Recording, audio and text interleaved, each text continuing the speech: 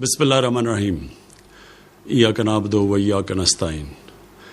میرے پاکستانیوں، آج آپ سب کو میں پاکستان کی 74ویں یوم آزادی کی مبارک دینا چاہتا ہوں۔ یہ پاکستان میں ہمیشہ کہتا ہوں ایک عظیم خواب کا نام تھا، اور وہ خواب تھی ہمارے فاؤنڈنگ فادرز قائد اعظم محمد علی جناح اور علامہ اقبال کی۔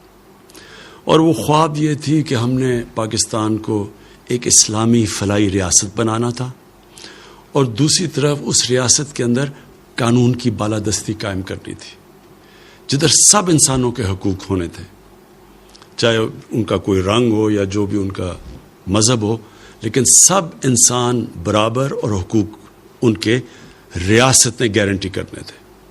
تو یہ ایک بہت بڑی خواب ہے، اور اس سفر کے اوپر ہم نکلے ہوئے ہیں، اور مجھے کوئی شک نہیں کہ انشاءاللہ اس منزل تک ہم پہنچ جائیں گے، لیکن اس میں ہم سب مل کے ایک جدوجہد کریں گے تو پہنچیں گے۔ دوسری میں آج آپ کو مبارکی دینا چاہتا ہوں، جس طرح ساری قوم نے مل کے کرونا وائرس کا مقابلہ کیا، شاید ہی کسی قوم نے اس کامیابی سے بیلنس کیا، اس کرونا وائرس کی جدوجہد میں شاید ہی کسی نے اس طرح بیلنس کیا جو ہمارے ملک پاکستان نے کیا۔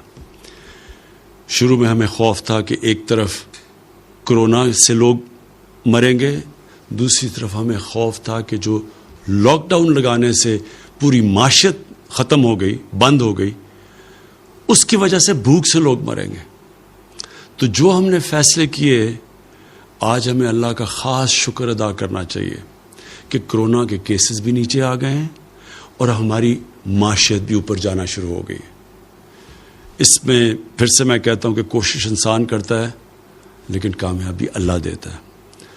یہ نہیں کہ ہم جنگ جیت چکے ہیں، ابھی بھی چیلنجز سامنے ہیں۔ ہم نے اگر احتیاط نہ کی، اور سب سے بڑی احتیاط ہے کہ ہم جب بھی لوگوں کے سامنے جدھر پبلک میں جائیں اپنے فیس ماسک پہنیں۔ آسان چیز ہے، جیسے آپ یہ پہنتے ہیں تو چانسز اس وبا کے پھیلنے کی کم ہو جاتی ہے۔ تیسری مبارک میں اپنی قوم کو دینا چاہتا ہوں کہ جس طرح 2 سال بڑے مشکل ہمارے 2 سال گزرے ہیں، اس کے بعد جس طرح ہماری معیشت اٹھنی شروع ہوئی ہے، بڑے جس طرح جب حکومت ملی تو ہمیں 2 سال پہلے تو بڑے مشکل حالات تھے، ہمارے پاس فورن ایکسچینج نہیں تھا، ہمارے ریزروز گر چکے تھے، ہم باہر کے پیسے نہیں دے سکتے تھے، جو قرضوں کی قسطیں دینی تھیں، جو ہماری لائبلٹیز تھیں، ہمارے پاس فورن ایکسچینج نہیں تھا۔ شروع میں ہم ڈیفالٹ بھی کر رہے تھے، بڑا مشکل وقت تھا، کیونکہ اگر ملک اپنے جو انہوں نے قرضے دینے یا جو لائبلٹیز ہیں اس پہ ڈیفالٹ کر جائے تو اس کے بڑے برے اثرات ایک ملک کے اوپر آتے ہیں۔ سب سے برا اثر پڑتا ہے کہ جو آپ کے پاس ملک میں ڈالر آنا ہوتے ہیں وہ اور کم ہو جاتے ہیں۔ جب وہ کم ہوتے ہیں تو ڈالر کی قیمت اوپر چلی جاتی ہے اور روپیہ نیچے گر جاتا ہے، اور جب روپیہ نیچے گرتا ہے تو یاد رکھیں ساری چیزیں جو باہر سے ہم امپورٹ کرتے ہیں، خریدتے ہیں، وہ مہنگی ہو جاتی ہیں، اور ملک میں مہنگائی آ جاتی ہے۔ تو بہت بری مہنگائی سے ہم بچے ہیں، کیونکہ ہم ڈیفالٹ سے بچ گئے تھے۔ لیکن یہ نہیں کہ لوگوں کے حالات آسان تھے، میں سب جانتا ہوں کہ کس طرح لوگوں کے حالات مشکل تھے اور ابھی بھی ہیں، لیکن خوشخبری آپ سب کے لیے یہ ہے کہ حالات بہتر ہو رہے ہیں۔ ہماری ہر چیز، اگر آپ نے دیکھنا ہے کہ بزنس کمیونٹی کا کتنا اعتماد ہے ایک ملک کی معیشت پہ، تو سٹاک مارکیٹ دیکھیں، ریکارڈ ہماری سٹاک مارکیٹ نے کامیابی سے اوپر گئی ہے۔ اس لیے گئی ہے کہ لوگوں کا اعتماد بڑھنا شروع ہو گیا، اور اس کی ایک بہت بڑی وجہ ہماری کنسٹرکشن انڈسٹری ہے۔ ہم نے اپنی کنسٹرکشن انڈسٹری کو وہ مراد دیے ہیں جو کہ کبھی پاکستان کی تاریخ میں کنسٹرکشن انڈسٹری کو پہلے نہیں ملے تھے۔ اور کنسٹرکشن انڈسٹری جب آپ کی اٹھنی شروع ہوتی ہے تو اس کے ساتھ 40 اور انڈسٹریز ہیں جو اٹھنی شروع ہو جاتی ہیں۔ اس کا مطلب یہ کہ جو سب سے بڑا مسئلہ اس ملک میں ہے روزگار کا، لوگوں کو روزگار ملنا شروع ہو جاتا ہے، اور ویلتھ کریشن شروع ہو جاتی ہے۔ ویلتھ کریشن کا مطلب کہ جب آپ ملک کی دولت بڑھتی رہتی ہے تو اس سے دو کام ہوتے ہیں. ایک کام یہ ہوتا ہے کہ ہم اس پیسے سے ہمارا ٹیکس بڑھنا شروع ہو جاتا ہے, اور جب ٹیکس بڑھتا ہے تو ہم وہ پیسے خرچ کر سکتے ہیں اپنے نچلی کمزور طبقے کو اوپر لانے کے لیے, اور دوسری طرح ہم پھر اپنے قرضے واپس کر سکتے ہیں. ہمارا دو بڑے بوجھ پڑے ہوئے تھے ہماری حکومت پہ جب ہمیں 2 سال پہلے اقتدار ملا. ایک کہ جو پچھلی حکومتوں نے قرضے لیے ہوئے تھے, جتنا ہم نے پہلا سال ٹیکس اکٹھا کیا 4,000 ارب روپیہ, اس میں سے 2,000 ارب روپیہ ان قرضے جو لیے ہوئے تھے ان کے اوپر قسطیں واپس کرنے پہ. تو ملک کے پاس پیسہ آدھا رہ گیا ملک چلانے کے لیے, اور پھر مزید اور قرضے لینے پڑے ملک چلانے کے لیے.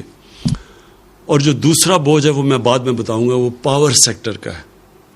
بجلی مہنگی بنا رہے ہیں, جو کانٹریکٹ سائن کیے ہوئے ہیں اس میں بجلی مہنگی بن رہی ہے, اور ہم اس ریٹ پہ پبلک کو بجلی بیچ نہیں سکتے کیونکہ آگے بہت مہنگی بجلی ہے. اور پھر ہماری انڈسٹری مقابلہ نہیں کر سکتی بر صغیر کی انڈسٹریز سے, مثلا ہندوستان اور بنگلہ دیش, کیونکہ وہاں بجلی سستی تھی. تو یہ دو ہمیں سب سے بڑے مشکلات پڑی ہوئی تھی. تو اس کے لیے جو ہماری معیشت تھی وہ اٹھ نہیں رہی تھی, کیونکہ ہم بیلنس کر رہے تھے, اپنے خرچے کم کر رہے تھے, آمدنی بڑھانے کی کوشش کر رہے تھے. تو اللہ کا شکر ہے کہ آج ہماری آمدنی بڑھنی شروع ہو گئی ہے. اس کرونا وائرس کے باوجود ہماری جولائی کے اندر جو ٹیکس کلیکشن ہے وہ جو ہم نے ٹارگٹ سیٹ کیا تھا اس سے زیادہ ہوئی ہے, اور آگے اور بہتر حالات نظر آ رہے ہیں. اور جیسے جیسے ہماری کنسٹرکشن انڈسٹری چلے گی تو انشاءاللہ ہماری ٹیکس کلیکشن بھی بڑھتی رہے گی, اور روزگار بھی لوگوں کو ملتا رہے گا. اور ہمارا جو اور خوشائن چیز ہے, ہماری ایکسپورٹس بڑھنی شروع ہو گئی ہیں. جو دنیا کے اندر ساری دنیا میں ایکسپورٹس کو نقصان ہوا ہے کرونا وائرس کی وجہ سے, تو یہ ہمارے لیے بڑی, پھر سے میں کہوں گا, خوشائن چیز ہے کہ ہماری ایکسپورٹس بڑھنی شروع ہو گئی ہے. ہماری ٹیکس کلیکشن اوپر چلی گئی ہے, ہماری اسٹاک مارکیٹ اوپر چلی گئی ہے, سیمنٹ کی سیلز اوپر چلی گئی, اس کا مطلب کنسٹرکشن ایکٹیویٹی شروع ہو گئی ہے. اور انشاءاللہ آگے جو ہم اب دیکھ رہے ہیں کہ حالات اب مزید بہتر ہوتے جائیں گے. تو جو میں پھر سے آپ کو جو کہا تھا کہ دوسرا ہمارے لیے بہت بڑا مسئلہ وہ ہے کہ مہنگی بجلی جنریٹ کر رہے ہیں ہم. کانٹریکٹس جو سائن کیے ہوئے تھے ماضی میں حکومتوں نے, وہ بجلی جس قیمت پہ بنا رہے تھے اس میں اور جو ہم بیچ رہے تھے اس میں بہت بڑا فرق تھا, جس کی وجہ سے ہمارے گردشی قرضے بڑھتے جا رہے تھے. کوئی بھی دکان نہیں چل سکتی اگر وہ مال خریدے 10 روپے کا اور بیچے لوگوں کو 5 روپے کا. کوئی دکان نہیں چل سکتی.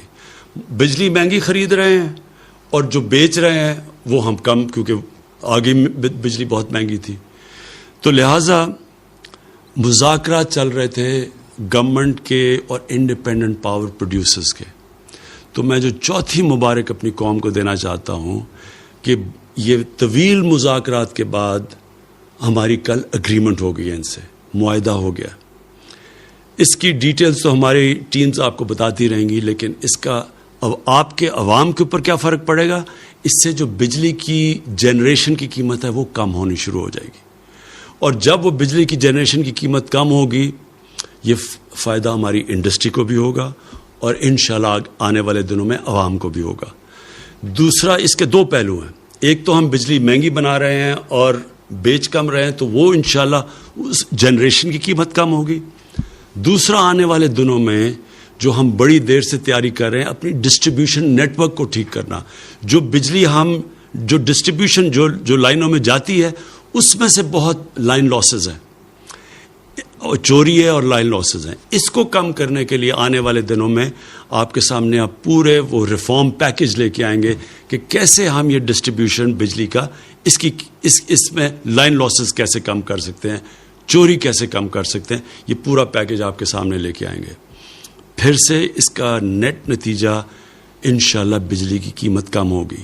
یہ سب سے بڑا بوجھ ہمارے اوپر قرضوں کے ملک کے قرضوں کے اوپر کا ایک بوجھ, اور دوسرا بوجھ یہ پڑا ہوا یہ جو مہنگی بجلی بنا رہے ہیں اور پھر ہم جو ڈسٹریبیوٹ کرتے ہیں اس میں نقصان بہت ہو رہا ہے. اس سے جو پاکستان جو میں پاکستان دیکھ رہا ہوں کہ ایک انڈسٹریل پاکستان جو انڈسٹریل پاکستانی روزگار دے سکے گا لوگوں کو، انشاءاللہ اس ڈائریکشن کے اوپر ہم نکل جائیں گے۔ آخر میں پاکستان کی طرف سے مقبوضہ کشمیر میں جو ہمارے بھائی اور بہنیں ہیں، جو ہمارے بچے ہیں، ہم سب کو آج پاکستان کی طرف سے میں ان سب کو آج پیغام دینا چاہتا ہوں کہ سارا ملک آپ کے سامنے کھڑا ہے، سارے ملک کو احساس ہے کہ کس قسم کے ظلم کا آپ سامنا کر رہے ہیں، کس قسم کی مشکلات آپ کے اوپر ڈلی ہوئی ہیں۔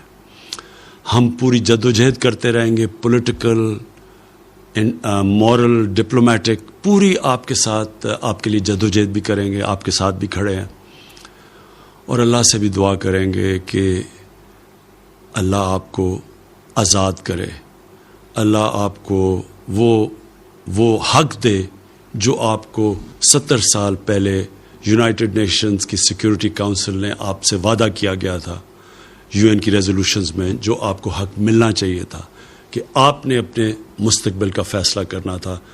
ہم جدوجہد بھی کریں گے، ہم آپ کے لیے دعا بھی کریں گے۔ پاکستان پائندہ باد۔